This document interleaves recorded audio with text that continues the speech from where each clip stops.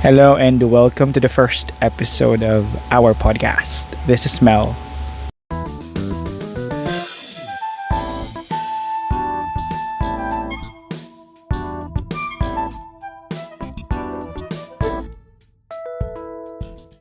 To start our first episode of the podcast, I'll be sharing with you some of the things I've been thinking about for the past few weeks. And so this is going to be a bit of compilation of different topics, three minimum and four at most. And then after discussing with you some of those ideas, you can comment down below in whatever platform you're in. What do you think of those ideas? I would really love to hear your thoughts on this. I am encouraging respectful and honest discussions, and so I really hope that you engage with these ideas on whatever platform you're in. In addition to that, at the end of the video, I'm going to answer some questions that some of you already sent to me before when I share with you my stories or my day with a prompt of like, what do you want, what topics would you like me to discuss? And so I'm going to answer some of those questions, just some, and let's see where we'll go. And so if you have new questions or topics that you would like me to discuss, feel free to send them to me via message or on the comment section anywhere in the platform. And so I think we can begin. The first topic that I want to discuss with you is me being a free thinker. And when I say thinker, I'm not saying like someone like I am genius or something. What I'm saying when I say thinker is someone who thinks. That's it. So me as a free thinker.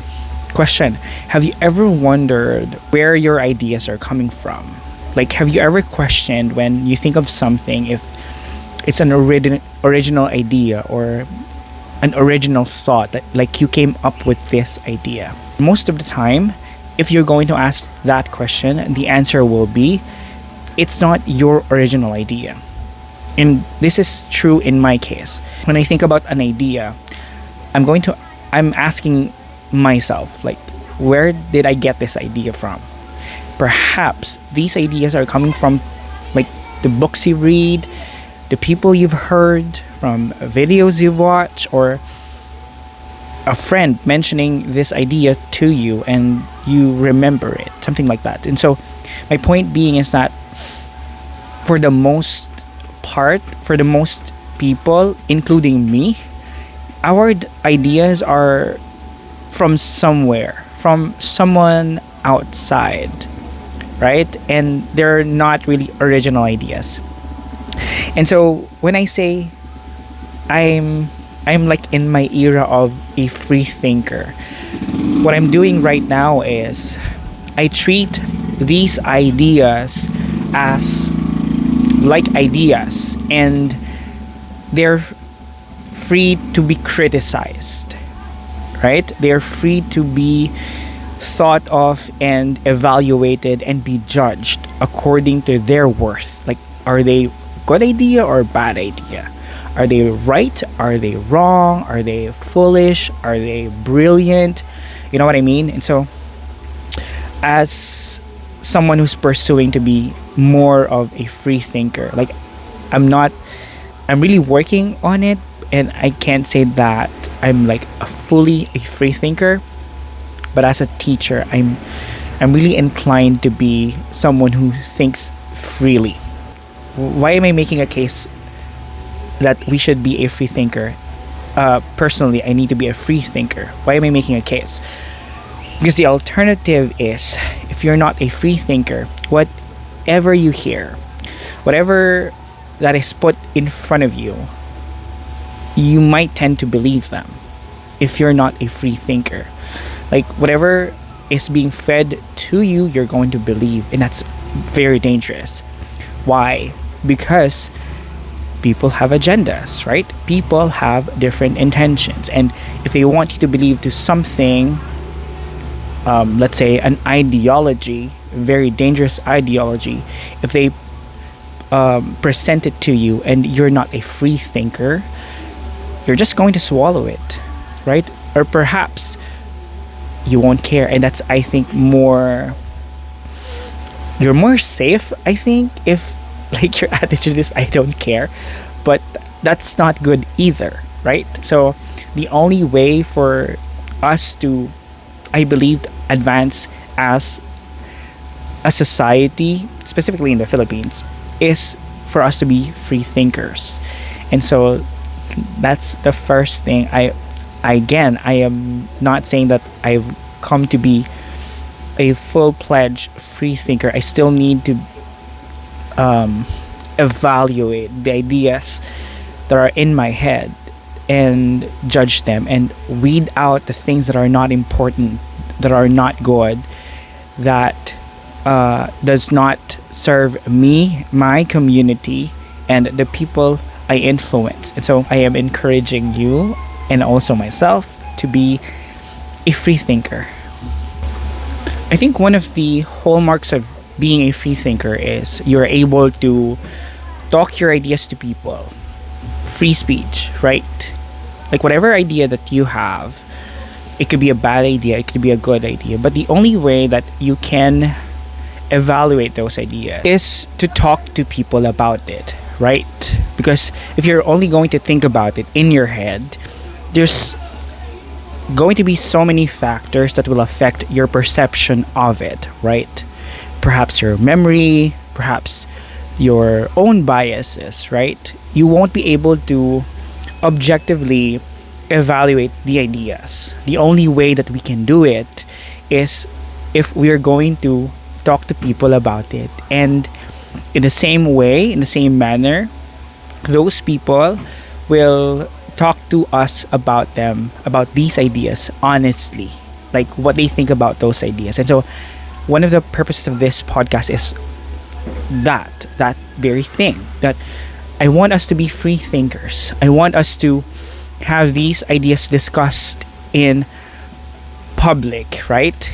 To evaluate these ideas, if they're good, if they're bad, if they're preserving our society, or if it's making our society worse, right? The only way that we can do that is through speech, through discourse, through dialogue, through conversations. And if people are not, what do you call this? If they're not willing to communicate, if they're not willing to discuss these ideas, perhaps they have their own biases and they are not interested in expanding their knowledge. They're not interested in expanding their perceptions, their perspective of the world, their idea of the world. And so that's what I'm trying to do with starting this podcast, is to encourage everybody, encourage at least the community around me, my sphere of influence, to be free thinkers. And even the things that I'm saying, like in this platform, you scrutinize, you evaluate, and you judge.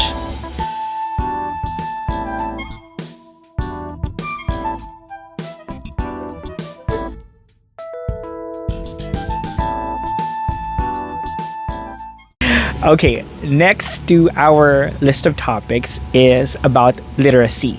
Literacy. Everybody say literacy. Okay. Okay, sige. Magtatagalog ako kasi baka may umiyak na naman eh. Baka sabihin kasi, I'm making them feel inadequate. But anyway, sige, I'm going to speak in Tagalog in some parts of this videos. Napanood nyo ba yung balita tungkol dun sa isang babae na kukuha siya ng TIN ID dun sa BIR Novaliches. Tapos, binastos daw siya nung BIR employee dun sa BIR Novaliches. Na, ngayon, naiyak siya doon, tapos nag-video siya ng sarili niya na umiiyak. Okay.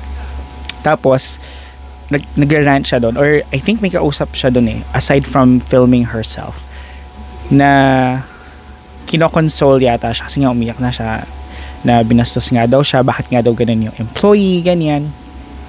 What transpired was, nireklamo niya yung empleyado, tapos I think a day after na-terminate yung empleyado dahil sa, I think, reklamo. And nag-viral kasi yung video niya. Tapos nabalita nga, diba, sa mga news outlets. And nung napanood ko yung balita na yon, may kasama ng parang nag-sit down vlog din siya. Like explaining herself or explaining the situation, kung ano yung nangyari, backstory, ganyan.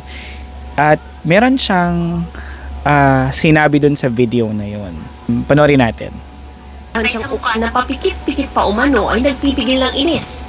Higit dyan, Nakakisundo lang na all throughout our conversation. Nag-i-English talaga siya.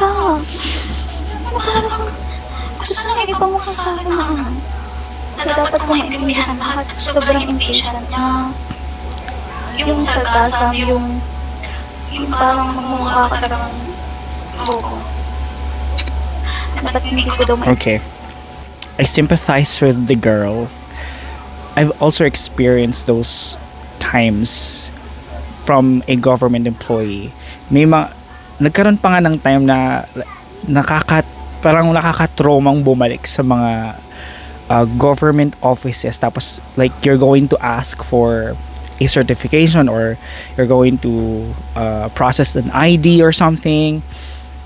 Nagkaroon din ako ng trauma sa kasi nga parang in my head, these government employees are so masungit. Like, at laging mainit yung ulo. And, I don't know, they're not really friendly. But, it changed eh. These past few years, may naglighten naman. Nagkaroon ng, like, mga survey, like, within the department, kung ano man yung, like, for example, yung SSS or whatever government office, di ba mayroon na sila ngayong mga survey if the customer is satisfied with the service, something like that. And so kahit pa paano nagkaroon ng progress, although not as perfect as we want it to be. Nothing's perfect, right? Well, anyway, they're working on it. This is what I wanted to point out. Yung minention niya yung si employee na she's speaking in English, na she feels like the employee wants her to feel some type of feeling. So nag-English yung employee para maramdaman ng customer na in short, bobo siya, parang ganyan. Okay, I'm not gonna get into the specifics of what happened, and I'm also not going to assume anything that the employee, the employee's intentions. I'm not going to assume anything. What I want to point out is yung sinabi ni girl dun sa video na yung sa pag-English. I believe kasi na the employee, for me she's doing her job, the English part, like it's part of her job, right? It's part of her job to communicate, and English is it's an official language in the Philippines. It's our second language, right? It's the vernacular for business transactions in schools. Actually, our documents are in English, right? And it's like very confusing that trying to speak the language makes someone think that the one speaking in English wants them to feel stupid. I don't buy that. I don't like that idea. Perhaps that's the intention. We don't know. But for you to assume that that's the intention, on the flip side, perhaps the person who's speaking to you in English is thinking that you can also speak in English. So that's quite flattering, right?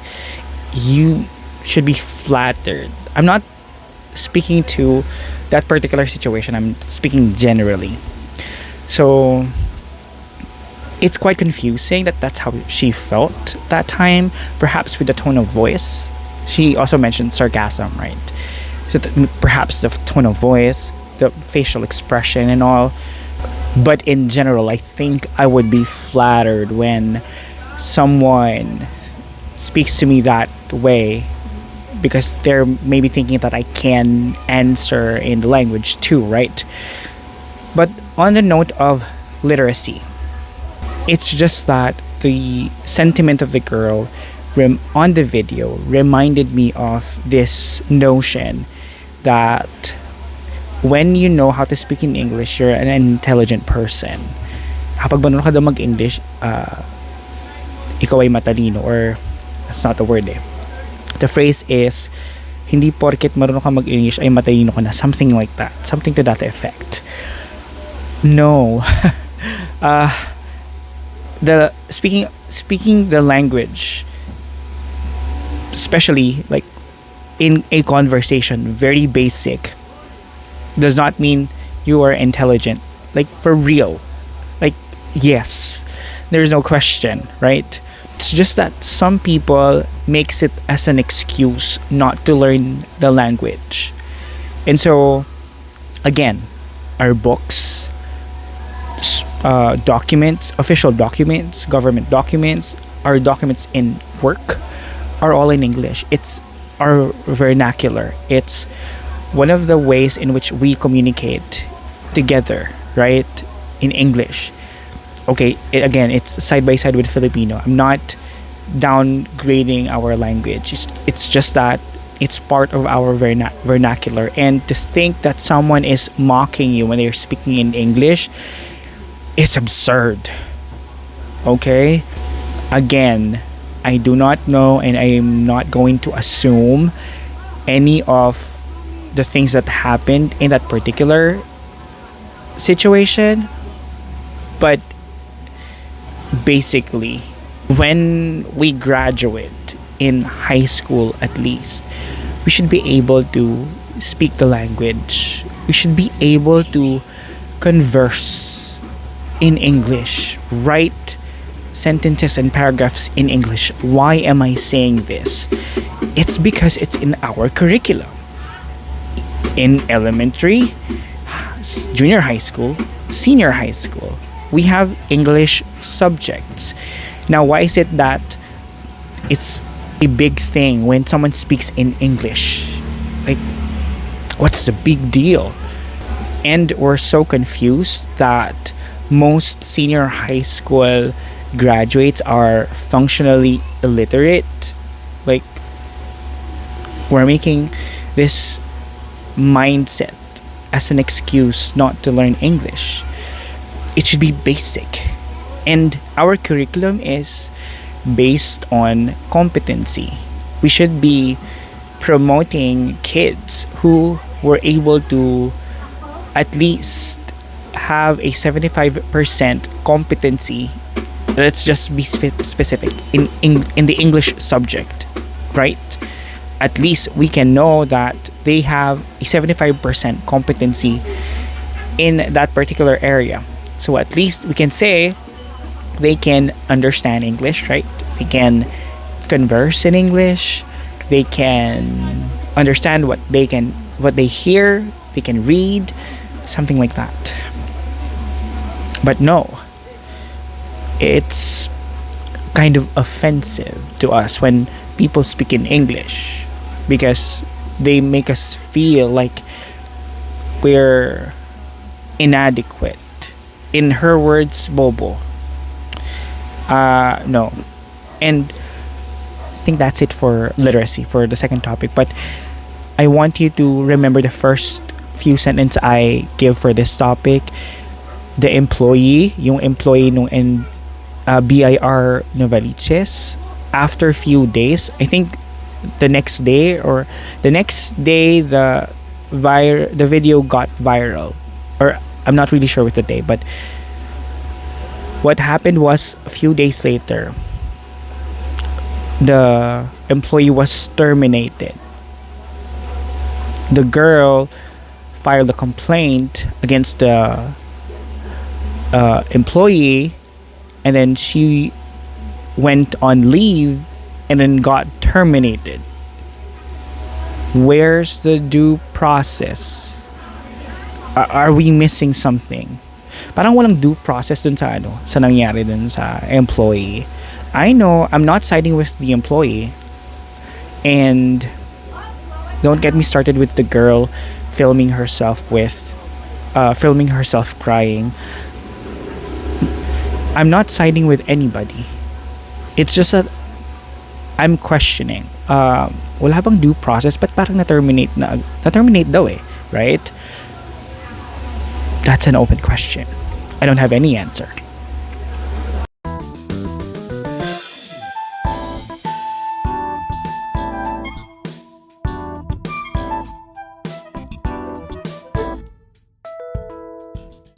Let's talk about dump accounts. I don't know about you, but I don't like dump accounts. Some of my friends already know this. I don't like dump accounts. Why? It's not because I know people have dump accounts who have been saying bad things about me. I don't care. I don't care at all. Actually, here's the thing. I don't really mind what someone puts in their dump account. It's their business, and I have so much concern with what's happening with my life and with my work that I don't have any time to care to those dump accounts at all. But what I'm saying is this: when we create dump accounts, we're allowing ourselves to get used to speaking without repercussions, without the responsibility of the words that we say, right? That's the whole point of dump accounts, right? To say what we want to say without any responsibility of explaining ourselves, because it's a dump account. Who would know, right? Who would know? We're catering to the deepest, darkest parts of ourselves that wants to curse everybody, right? Because mostly that's what people do in their dump accounts. Or perhaps release emotions that they can't say because they think they will be judged by it. So they're going to use a dump account to type in those emotions into words and post them without any responsibility. Well, at least they've released their emotions, right? But the thing is, that's your authentic self, your dump account. So your other accounts, they're like your facade, your fake account, your fake self, right? Because your true account, your true self is your dump account. Am I making any sense? What's the sense of a dump account, right? Well, you can leave them in the comment section below if you have a dump account and what's the use of that dump account for you is, right? But my whole thing with a dump account is you're teaching yourself to speak without any responsibility. And I am a person, at least trying my best to be responsible with my words, being careful with every word I say. That's what I'm practicing for the past, 2 years now. And so that when someone hears me and misrepresent or misjudge my word and have the courtesy to ask me about it, right? And not just judge the whole personality because of the words they heard, I could explain myself and stand with my word, right? And be responsible with my word and be accountable with my word. I don't need to use a dump account to express myself, because I want to express myself with integrity, right? Like, this is who I am. Wherever I am, this is how I present myself. I'm not hiding anything, right? And so, yeah, that's just my gripe with dump accounts. I'm not saying that you're doing something bad, right? I'm not saying that. It's still your prerogative as an individual, a sovereign individual. You do what you do, right? At the very least, we want to try our best to be responsible with our words. What you say in real life, or no, what you can say online, you can say in front of people face to face, right? Be accountable with your words. Yung tinuturo sa atin sa media literacy, right? Treat people online as you would treat them in real life. That's like a rule, right? And what we do in dump accounts, what they do in dump accounts actually is they release all these bad thoughts, feelings on their timeline, and then in real life they don't say anything. There's something wrong there, right? Hearing it, there's something wrong. If you want to say something to someone, especially if it's important, right? Say it and be responsible and accountable with your words. That's just it. I have a lot of things to say about speech, but this video is getting too long and I'm still going to answer at least one question. I already have settled with one question to answer. And so again, I encourage you to let's discuss these ideas in the comments, whatever platform you're in. And I want it to be respectful and honest and courteous and all that good stuff. Okay? So, the question I will answer for this episode, our first episode, is this question: can money buy happiness? This was a question I have for my kids in one of our lessons, and my intern, which is Sir Vince, shout out to you. You asked me to answer this question, right, with my podcast, and so I'm going to answer it now. Can money buy happiness? No. The short answer is no. In this stage of my life now, no. But when you're going to, if you would ask me 10 or 15 years ago, I would say yes. 10 years, 5 years, I would say yes and no. But now, I would say no. So it changes. Why did it change? Why does it keep changing? Now, the reason is my definition of happiness changes over time. When I was younger, happiness is something that money can afford. That's what I think, right? That's my conception of happiness is so materialistic. It's very commodity based, right? Something that I need to buy, I need to get my hands on. It's something that money will surely be able to buy, that will make me happy, right?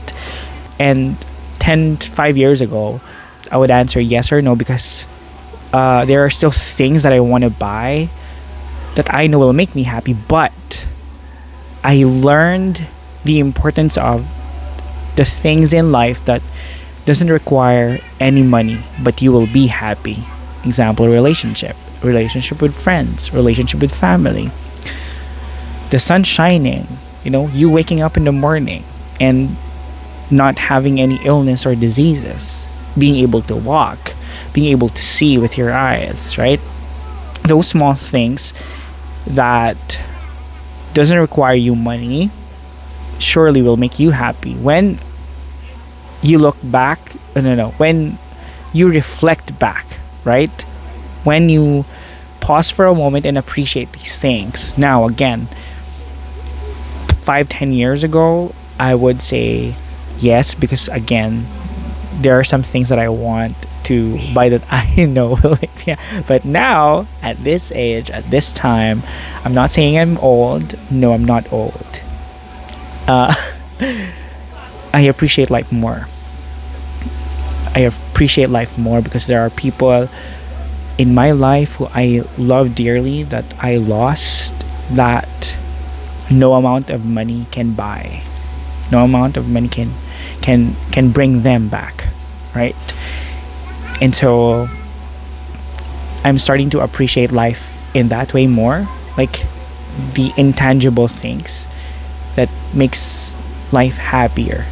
I don't really care much about things that money can buy. Like, in addition to that, again, my definition of happiness changes over time. Now it's more of meaning, like meaningful happiness. It's not fleeting happiness. When you buy stuffs, okay, it will make you happy for a moment, or perhaps until you have that thing that you bought money with, like, right? You're going to be happy, but it's not going to last. Now you can buy again, and you can argue. Surely some of my students will argue, then buy again, right? And you'll be happy again. And if it's gone, you buy again, right? So money will just replenish. Okay, but again, as we grow old, oh no, okay, I'm not old. Happiness really is what makes your life meaningful. Because happiness alone, like shallow form of happiness, will not sustain your life. It's not going to be meaningful. And some of my students will say, we're not talking about meaning, we're talking about happiness. Again, happiness depends. Your definition of happiness, or even people, right? People in your circle have different definitions of happiness. Me as a person, one person, in different times have different definitions of happiness.